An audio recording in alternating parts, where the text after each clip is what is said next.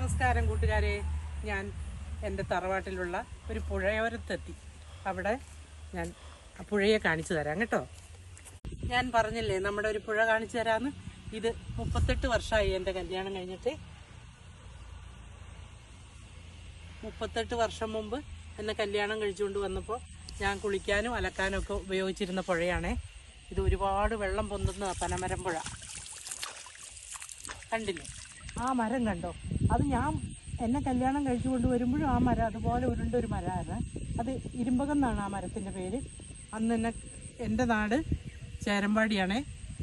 അവിടെ നിന്ന് കല്യാണം കഴിച്ചു കൊണ്ട് വന്നപ്പോൾ ഈ ഇവിടെയുള്ള പ്രകൃതി ഭംഗി കണ്ടിട്ട് എനിക്ക് വളരെ ആശ്ചര്യം തോന്നിയിരുന്നു.